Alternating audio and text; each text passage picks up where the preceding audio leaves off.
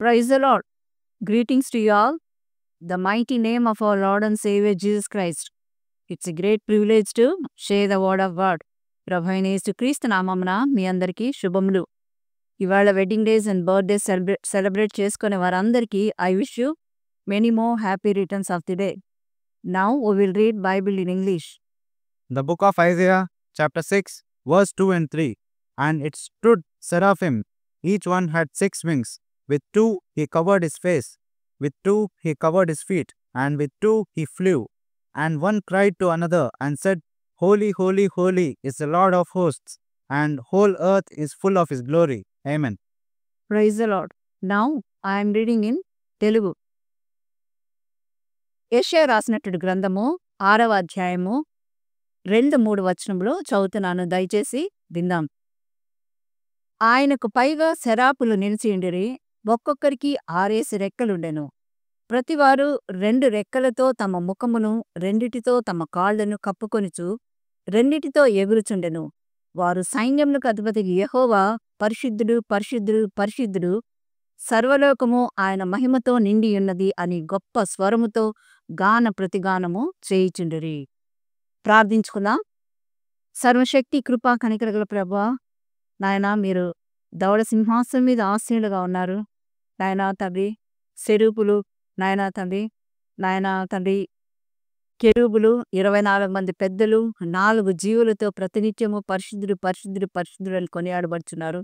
భూమి మీద కూడా ప్రభువా, నాయనా, సర్వ మానవాళి నాయన పరిశుద్ధుడని నాయన స్వరములెత్తి నిన్ను స్తుతించుచుండగా, సమస్త మహిమ గంత ప్రభావములు మీకు ఆరోపించుకొనమని మీ యొక్క వాక్యము బయలు వెళ్ళుచుండగా, మా యొక్క హృదయం అనే సింహాసనం మీద మీరు ఆశీర్వదమని యేసయ్య అత్యున్నతమైన నామమున అడుగుచున్నాం తండ్రి. ఆమేన్.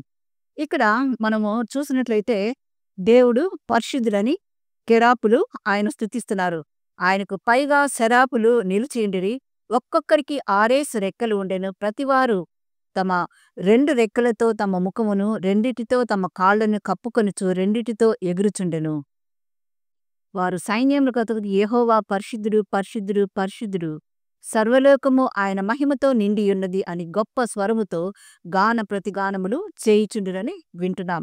మనం కూడా ఈ భూమి మీద దేవుడు ఆజ్ఞాపించినటువంటి ఆజ్ఞ ప్రకారము 6 దినములు మనము మన యొక్క జీవనోపాధి లేక జాబ్స్, వర్క్ అన్నీ చూసుకుంటూ 7వ రోజు విశ్రాంతి దినముగా, పరిశుద్ధ దినముగా, దేవుని స్తుతించి ఆరాధించే దినముగా మనము సండే వర్షిప్కి అటెండ్ అవుతూ ఉంటాం. ఇక్కడ మనం ఒకటి గమనించాలి. ఆదికాండము 1వ అధ్యాయము 1వ వచనంలో మనం చూసినట్లయితే, ఆదియందు దేవుడు భూమి ఆకాశములను సృష్టించెను. తర్వాత ఇంగ్లీష్లో మనం చూసినట్లయితే, in the beginning God created heavens and earth అని మనం చూస్తున్నాం. అదేవిధంగా దానికి ముందు మనము ఒకసారి జ్ఞాపకం చేసుకుందాం. దానికి ముందుగా పరిశుద్ధుడైనటువంటి దేవుడు, ఆయన త్రియేక దేవునిగా ఉన్నటువంటి యెహోవా లేక father, son and holy spirit వారు స్తుతులకు అర్హులుగా ఉన్నట్లు మనం చూస్తున్నాం.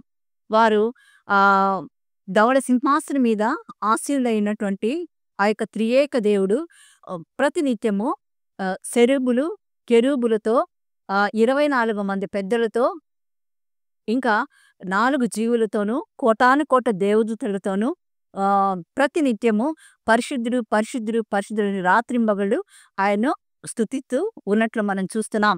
ఇది దేవునికి ఇవ్వాల్సినటువంటి సమస్త మహిమ ఘనత ప్రభావములు.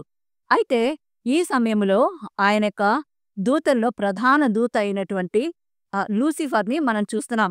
ఆ యొక్క లూసిఫర్ యొక్క సైన్యానికి అంతటికీ కూడా దేవుడు ఒక అధికారిగా నియమించాడు.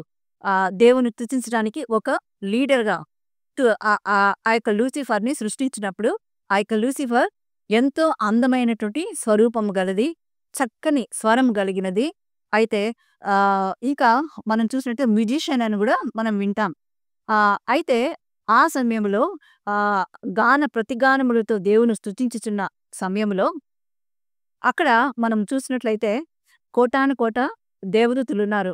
సెరూబులు, కెరాబులు అనగా మనము కొంతమంది దేవదూతల్ని జ్ఞాపకం చేసుకుందాం. వాళ్ళలో మనకు తెలిసినటువంటి వారు గాబ్రియేలు, మిఖాయేలు, ఇంకా ఆహ్, యూరియల్, ఈ విధంగా ఆహ్, జ దేవుని యొక్క దూతలు ఉంటున్నారు. వీరిలో గాబ్రియెల్ మనకు సుపరిచితమైనటువంటి దేవదూత. యేసు ప్రభువు ఆయన పుట్టేటప్పుడు కూడా మరియమ్మకు వర్తమానాన్ని తీసుకొని వచ్చింది.